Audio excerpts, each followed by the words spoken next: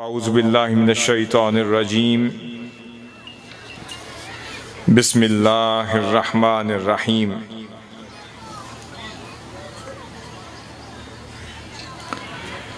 इन्ना इब्राहीम काना उम्मतन क़ानितन लिल्लाह हनीफ़न वलम यकु मिनल मुशरिकीन। सदक़ल्लाहु मौलाना अज़ीम। अल्लाह रब्बुल इज़्ज़त ने कुरान मजीद की इस आयत में सैयदना इब्राहीम अलैहिस्सलाम का एक तारुफ करवाया और उनके तारुफ में जो उनकी पहली खसूसियत का जिक्र किया, जो उनकी शान का जिक्र किया, जो उनकी तबीयत, उनके मिजाज और जो उन पर इनाम किया गया था उसका जिक्र किया। तो अल्लाह रब्बुल इज़्ज़त ने फरमाया इन्ना इब्राहीम काना उम्मतन, कि मेरा इब्राहीम अपनी जात में खुद उम्मत था। फिर फरमाया जात में उम्मत था, हम इसके मफहूम को आगे समझेंगे, पहले चंद और खसूसियात का जिक्र भी कर लें। फिर फरमाया कानितन लिल्लाह, और अल्लाह रब्बुल इज़्ज़त के हुक्म के सामने फरमा बरदार भी था, मुती भी था, झुकने वाला था। दूसरी खूबी का जिक्र किया। फिर फरमाया हनीफा, शिर्क और कुफ्र के रास्ते से हर वक्त मुनहरिफ रहता था, तौहीद का, लिल्लाहियत का, अल्लाह की वहदानियत का दामन तो थामे रखता था, मगर जब भी तुम मेरे इब्राहीम को देखते थे तो वो हमेशा कुफ्र से और मुआशरे के शिर्क से अपने आप को दूर रखने वाला था। फिर फरमाया वलम यकु मिनल मुशरिकीन, और कभी भी शिर्क करने वालों में से ना था। ये मैंने आपको सिर्फ एक नुक्ता अर्ज करने के लिए ये मैंने चंद खसूसियात बयान की हैं। अब समझने की जरूरत है कि लफ्ज उम्मत किस किस माना में और मफहूम में कुरान मजीद में आया है, और लफ्ज उम्मत का मतलब क्या है। अब जरा गौर से सुनिएगा, आपको सारा मफहूम समझ आ जाएगा कि उम्मत जो अहले माजिम अपनी मुअजम में लफ्ज उम्मत का तर्जमा बयान करते हैं, वो बयान किया जाता है उम्मत उसे कहते हैं हुवल इमाम अल्लज़ी युक्तदा बिही, के उस शख्स को उम्मत कहा जाता है जो अपनी शख्सियत में, अपनी हैसियत में, अपने इल्म में, अपने वरा में, अपने किरदार में, अपनी जात में इमाम वक्त हो। उम्मत उसे कहते हैं जिसकी इक्तिदा की जाती हो, जिसको अपना इमाम और पेशवा बनाया गया हो, जिनकी पैरवी की जाती हो, जिनकी तालीमात और रुश्द व हिदायत के मुताबिक जिंदगी बसर की जाती हो, उस हस्ती को उम्मत कहते हैं। ये एक माना मिल गया। फिर उसके बाद फरमाया कि कानित का मतलब है कि खशियत वाला, मोती वाला। जो मुती और फरमा बरदार होगा उसे कानित कहेंगे, और जो इमामत और इक्तिदा करने वाला होगा उसे उम्मत कहेंगे, और जो कसदन इरादतन शिर्क की राह से मुनहरिफ हो चुका हो उसे हनीफ कहेंगे। अब ये तीन चीजें हमें मिल गई। अब मैं लफ्ज उम्मत के और मानी आपके सामने रखता हूं। लफ्ज उम्मत उसकी जमा उमम है। उम्मत वालिदा और मां को भी कहते हैं। फिर लफ्ज उम्मत जील अरबी में आया है, नस्ल को भी कहते हैं, जनरेशन को भी कहते हैं, कौम को भी कहते हैं। फिर लफ्ज उम्मत अर्रजुल अज्जामे लिखिसालिल खैर, नेक खसलतों की जामे शख्सियत को भी उम्मत कहते हैं। उम्मत का अगला माना जिसकी शख्सियत में सारी नेक खसलतें, आदतें, तबीयतें और मिजाज जिनसे अल्लाह को प्यार हो जाए, वो अगर किसी एक शख्सियत में जमा हो जाएं, उस वजूद को भी उम्मत कहते हैं। उसके बाद उम्मत के मानी उम्मतुन काइमतुन भी लफ्ज इस्तेमाल हुआ है। ये सूरत आले इमरान की आयत नंबर 113 में जो मफहूम उम्मत का बयान हुआ है कि जो साबित कदम हो जाए, जो कौम साबित कदम हो जाए और सिराते मुस्तकीम पर कायम हो जाए, उसे भी उम्मत कहते हैं। फिर फरमाया उम्मतुम मादूदा, जो गिने चुने या कलील मुद्दत को भी उम्मत कहते हैं। फिर उम्मतुन वाहिदा, फिर एक कौम को भी उम्मत कहते हैं। फिर उम्मतुन मुक्तसिदा, जो एतदाल की राह पर जो कौम चल रही हो उसे भी उम्मत कहते हैं। अला उम्मतिन, और जो तरीके पर, रास्ते पर, मिनहाज पर, शरीयत पे चल रहा हो उसे भी उम्मत कहते हैं।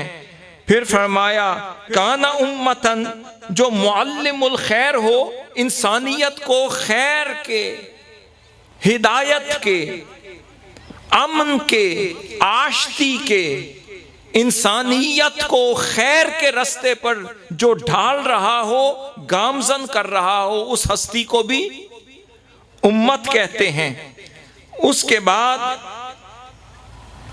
उम्मतुम मिनन नास भी आता है कि जो सवाद आजम हो, जो इतने बड़े गिरोह को लेकर चल रहा हो, इतने बड़े गिरोह को जो जमाती कसरत का होना भी उम्मत कहलाता है।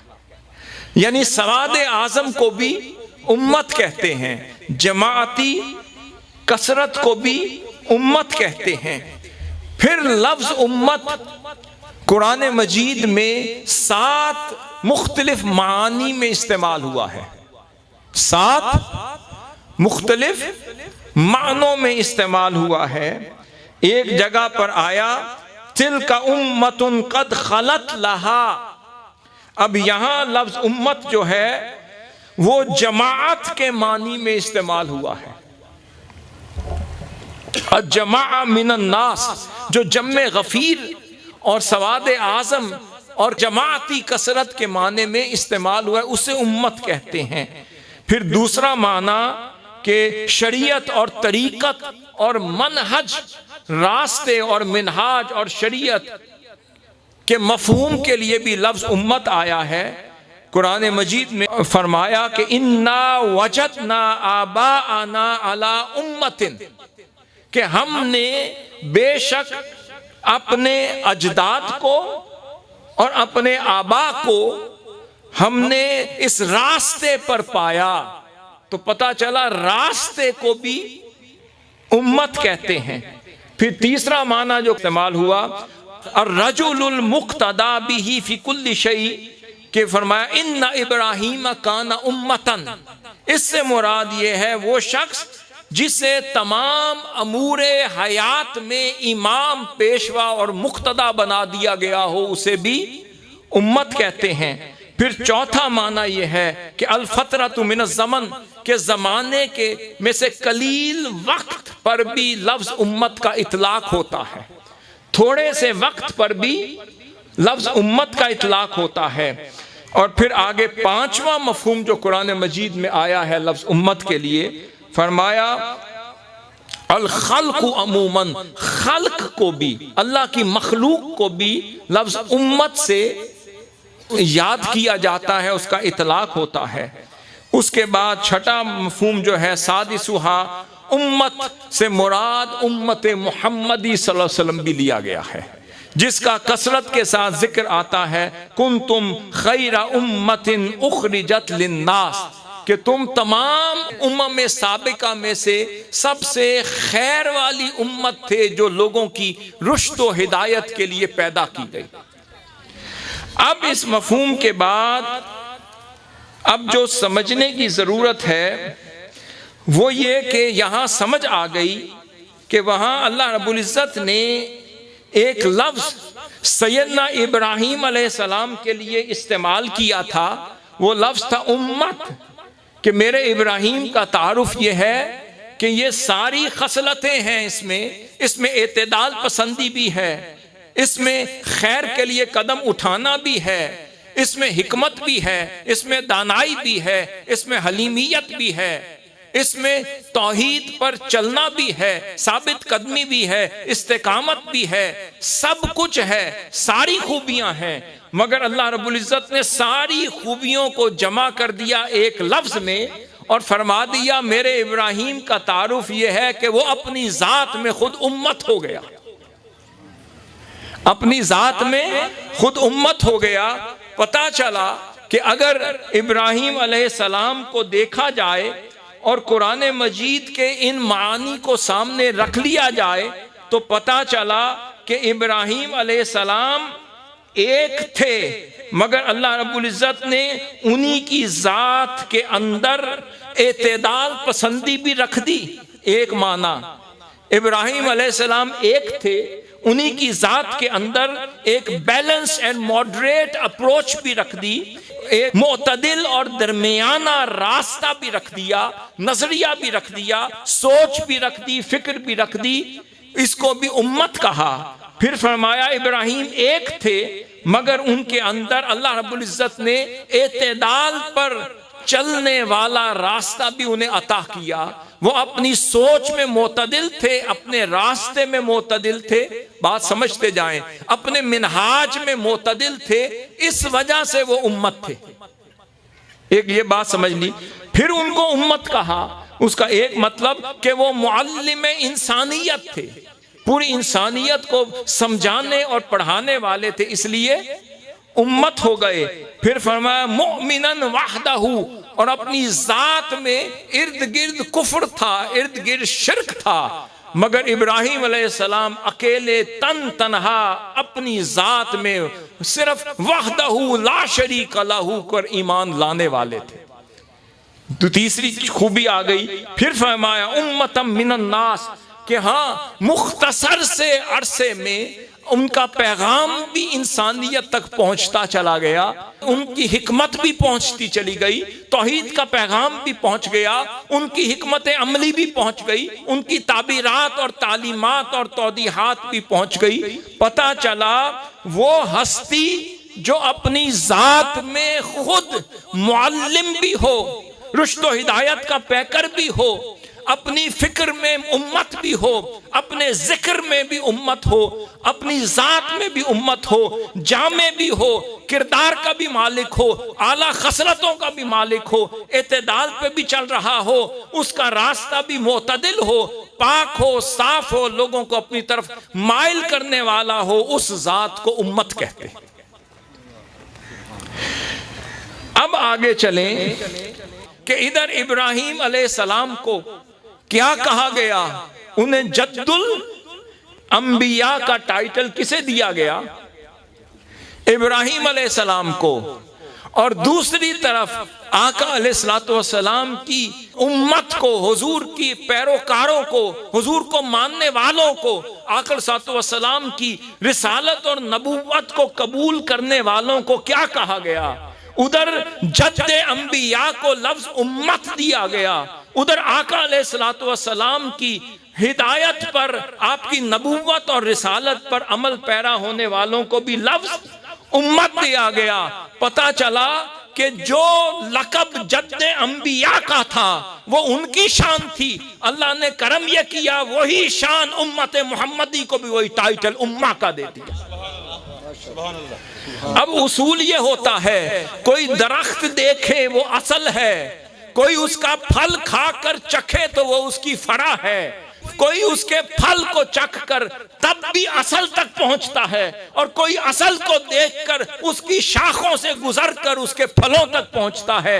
आप फल खाएं तो तब भी असल का जायका मिलता है, असल खाएं तो फल का जायका मिलता है, फल खाकर असल तक पहुंचते हैं और असल तक पहुंचकर फलों तक पहुंचा जाता है। तो पता चला अल्लाह रब्बुल इज्जत ने ये शान सिर्फ उम्मत मुहम्मदी सल्लल्लाहु अलैहि वसल्लम के लिए अता कर दी। ईसा अलैहिस्सलाम के मानने वालों को हवारियून कहा, उम्मत नहीं कहा। बाकी मानने वालों को कुछ और कौम कहा, उम्मत नहीं कहा। मगर कुरान मजीद में 47 दफा सिर्फ लफ्ज उम्मत आया है। बता दिया ऐ मेरे महबूब, जो शान अगर 47 दफा मैं शाने लिख कर इब्राहिम अलैहिस्सलाम की जात में जमा कर दूं, वो सारी जातें, वो सारी शाने, वो खसलतें अगर कहीं जमा होते हुए देखना चाहते हो महबूब, आपकी उम्मत में जमा कर दो। उधर बड़े कैनवस में देखें तो इब्राहिम अलैहिस्सलाम नजर आते हैं, और अगर बिखरे हुए देखें, मुज्तमे देखें तो हुजूर की उम्मत नजर आती है। फरमाया मेरे महबूब आपकी उम्मत के अंदर मैं ये सारी खसलतें रख रहा। अब हुजूर सल्लल्लाहु की उम्मत की शान क्या है?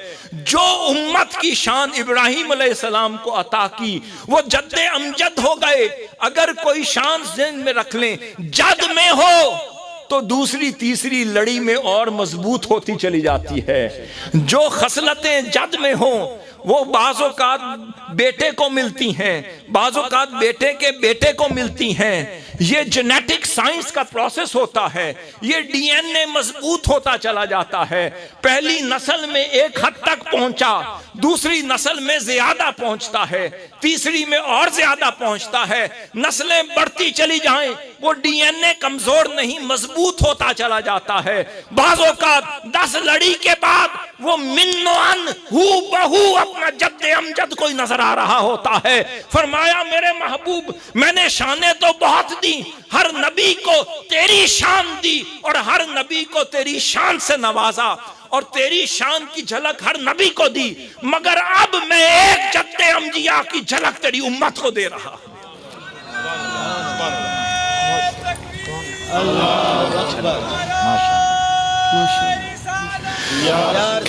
हर नबी की शान में किसी को सफीउल्लाह बनाया, किसी को कलीमुल्लाह बनाया, किसी को नजीउल्लाह बनाया, किसी को कुछ कहा, किसी को रूहुल्लाह बनाया, किसी को सिर्रुहू कहा। ये सारी शानें, किसी को जमील बनाया, किसी को हसी बनाया, किसी को यकता बनाया, मगर महबूब सारी शानें तेरी जात में शामिल कर दी।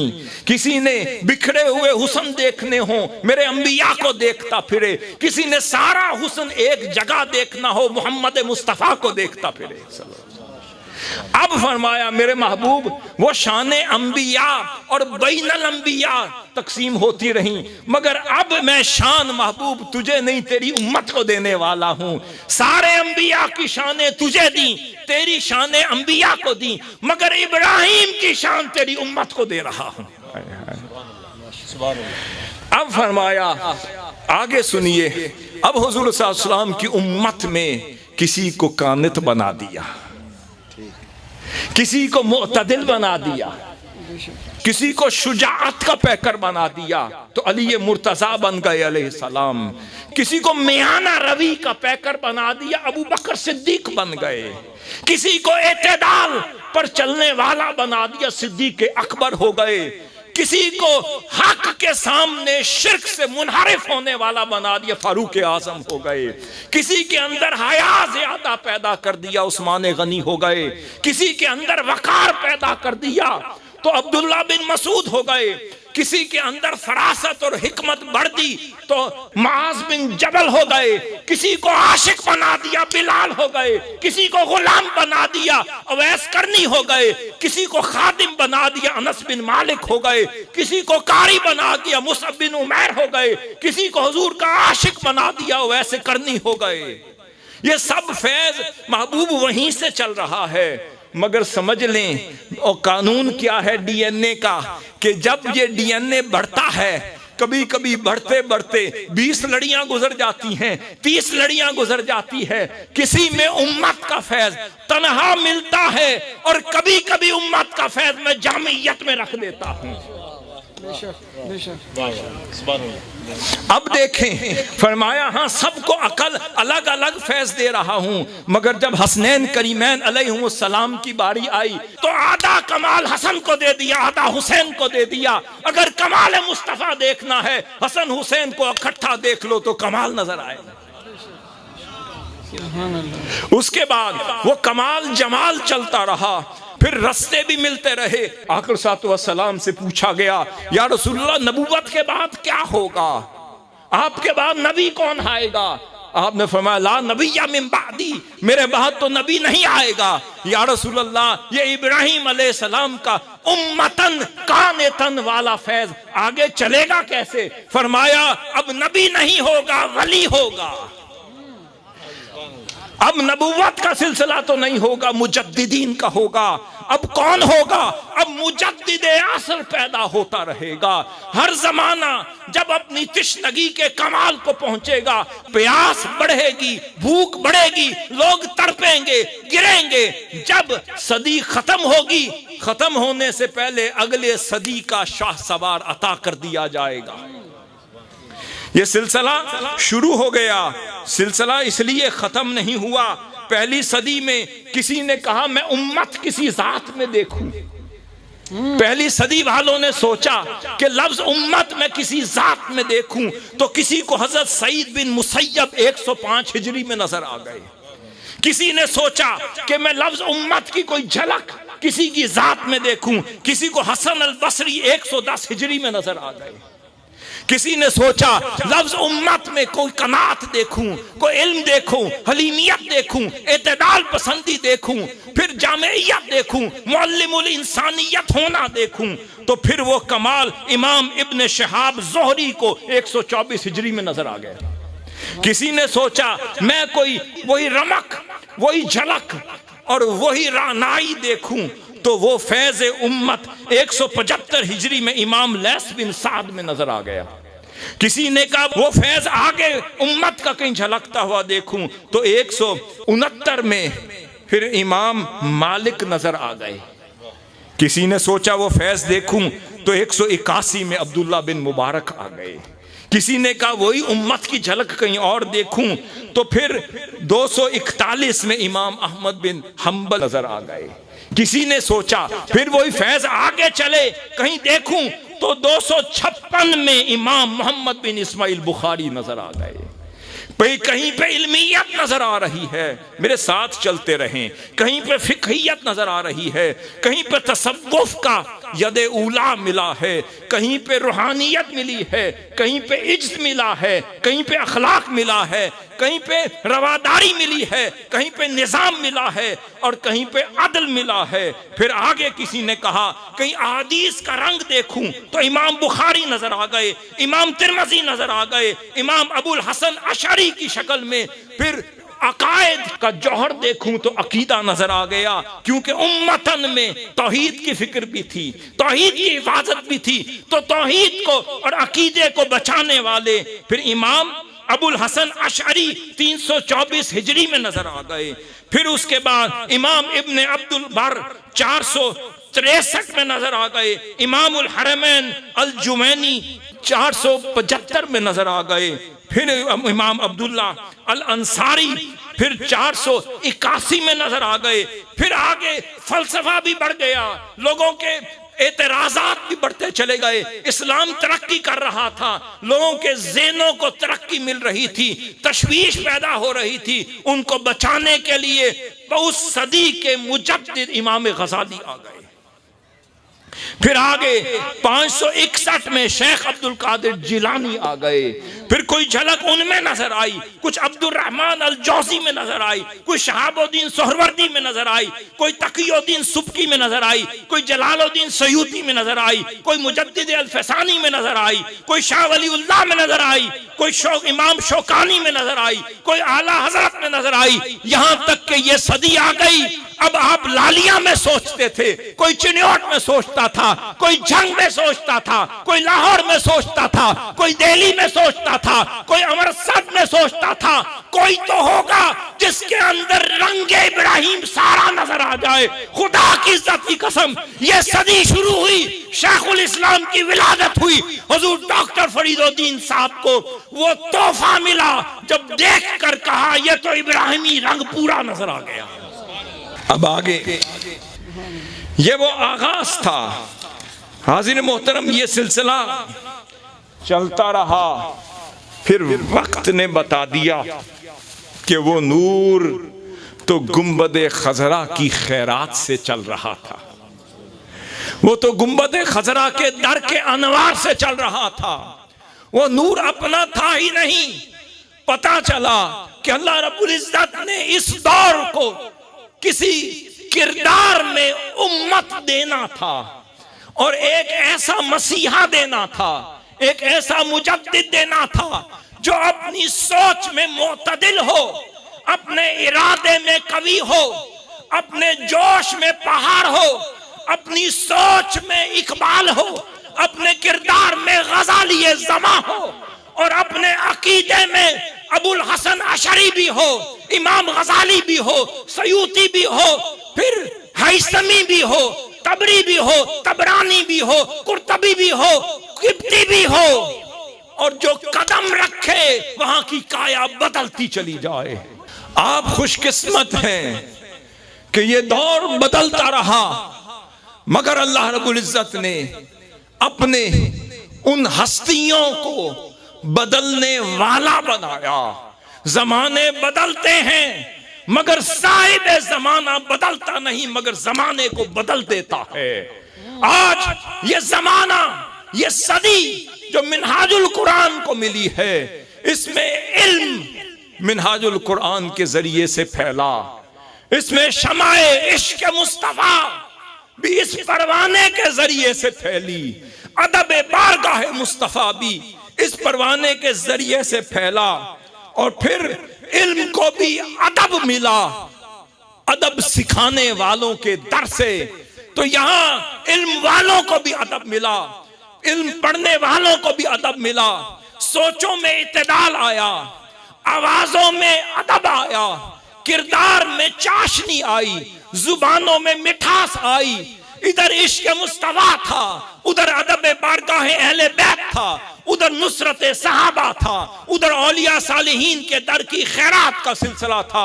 अल्लाह रब्बुल इज्जत ने इस सदी पे करम यह किया कि इसे शेखुल इस्लाम की सदी ऐसे बना दिया कि किसी वली को या किसी मुजद्दिद को या किसी शेखुल इस्लाम को एक एक जिहत मिली तो वो अपनी एक एक जिहत में उम्मत बने। हुजूर शेखुल इस्लाम का वक्त आया, सारी जिहतें उनकी जात और खसलतों में इकट्ठी हो गई। हाज़िर मोहतरम, मैं उर्दन की सरजमीन पर था, वहां आलमे इस्लाम के अहले सुन्नत के सारे उलमा मौजूद थे।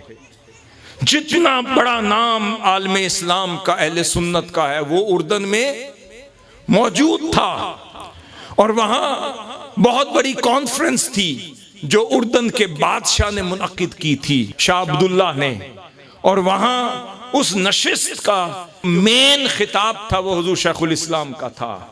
क्या अरब, क्या अजम, क्या ईरान, क्या अजहर, क्या मिस्र, क्या बगदाद, क्या इराक, क्या उर्दन, क्या अल कुद्स के इमाम से लेकर बड़े बड़े उलमा आइमा शर्क से गर्ब तक जमा हो गए। हुजूर शेखुल इस्लाम ने सुन्नत की हुज्जियत पर खिताब किया, हुजूर अस्सलाम अलैहि वसल्लम की सुन्नत के मकाम और मर्तबे पर इल्मी खिताब किया। कोई 40-45 मिनट का खिताब था जो आपका हुआ। उस खिताब के नतीजे में कुछ बदअकीदा लोग भी उस मजलिस में बैठे थे जो मैं बताने लगा हूं। कुछ बदअकीदा लोग भी उस मजलिस में बैठे थे, वो लोग जो हुजूर की सुन्नत को घटाने वाले और उसकी तनकीस करने वाले भी उस मजलिस में बैठे थे। मैं खुद भी अल्हम्दुलिल्लाह उसी मजलिस में था। आपका खिताब खत्म हुआ और फिर आप नमाज मगरिब के लिए तेजी से रवाना होने लगे तो कुछ लोगों ने सवाल जवाब शुरू कर दिए और पहला सवाल किया कि शेख, आपने तो सुन्नत को कुरान के साथ मिला दिया, आपने तो हुजूर की हदीस को तौहीद के साथ मिला दिया, ये शिर्क कर दिया। ये सुनकर हुजूर शेखुल इस्लाम अपनी जगह पे रुक गए। जो मैं आपको बात बताने लगा हूं, अगर शेखुल इस्लाम ना होते तो क्या होता, मैं ये बताने लगा हूं।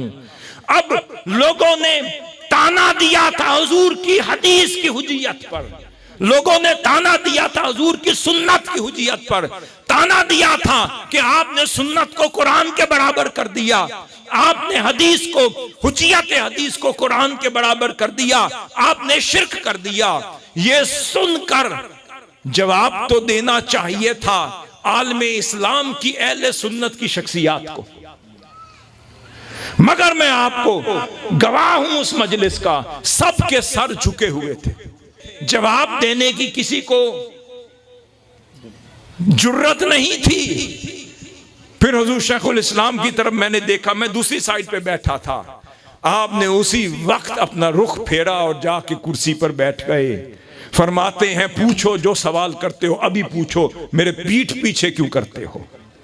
फिर आपने 35 मिनट का फिर बदी अरबी में एक और खिताब कर दिया। फिर जो जो दलीलें नहीं दी थी वो कुरान से देने लग गए। फरमाया, ये हुज्जियत सुन्नत मुस्तफा मैं कुरान से साबित कर रहा हूं, मकानत सुन्नत मुस्तफा कुरान से, मकाम मुस्तफा कुरान से, सुन्नत और हुज्जियत मुस्तफा कुरान से। किसी ने रद्द करना है तो कुरान से करे। जब दलील दे दी तो फिर अहले सुन्नत के सर उठ गए, उनके सर झुक गए।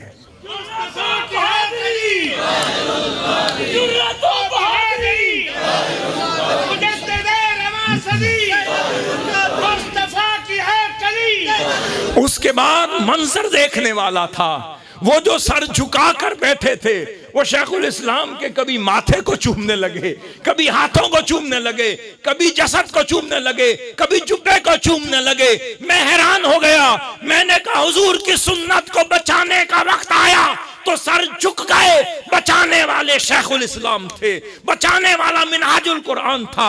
हुजूर की नामूस की हिफाजत शेखुल इस्लाम कर रहे हैं, हुजूर की आल की नामूस की हिफाजत शेखुल इस्लाम कर रहे हैं, सहाबा कराम और शेखैन की नामूस की हिफाजत शेखुल इस्लाम कर रहे हैं, औलिया सालेहीन की नामूस की हिफाजत शेखुल इस्लाम कर रहे हैं। खानकाई निजाम को बचाने वाले शेखुल इस्लाम है, इल्म का सर बुलंद करने वाले शेखुल इस्लाम है, कुरान और हुज्जत से बात करने वाले शेखुल इस्लाम है। इमाम गजाली ने उस दौर में फलसफा दिया था, शेखुल इस्लाम ने इस दौर में अकीदे को बचाया है।